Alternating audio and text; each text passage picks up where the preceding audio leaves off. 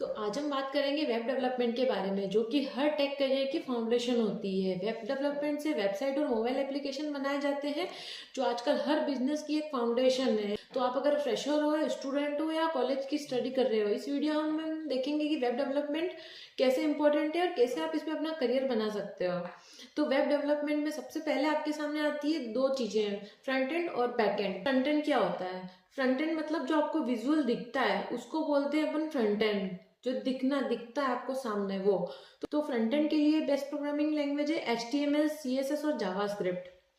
अब HTML में, CSS में और जावास्क्रिप्ट में, इसमें जावास्क्रिप्ट के लिए आपके पास 3 फ्रेमवर्क्स होते हैं अलग अलग, रिएक्ट, एंगुलर, व्यू, जेएस।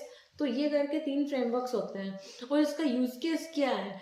आपका इंटरफेस ब्यूटीफुल दिखे उसके लिए CSS यूज आती है, जिसका स्ट्रक्चर बना होता है उसके लिए HTML यूज आती है। और जावास्क्रिप्ट मतलब आप कहीं उस पर क्लिक कर रहे हो या कोई फॉर्म सबमिट कर रहे हो तो उसका इवेंट जो ट्रिगर होता है उसके लिए आपका जावास्क्रिप्ट यूज आता है।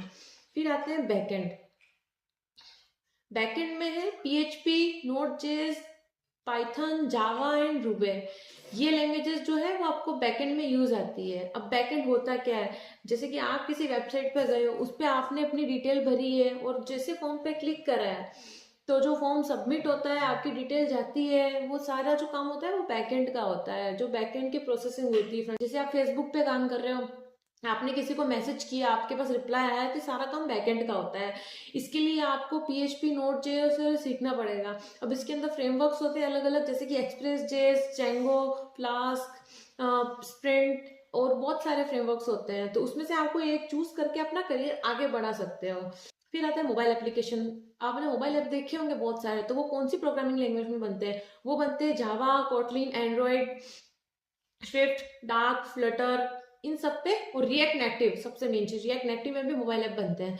तो ये सारे मोबाइल ऐप बनते हैं इन प्रोग्रामिंग लैंग्वेज में। तो आप पर्टिकुलर किसी एक प्रोग्रामिंग लैंग्वेज को पकड़ के इसमें अपना करियर आगे बढ़ा सकते हो।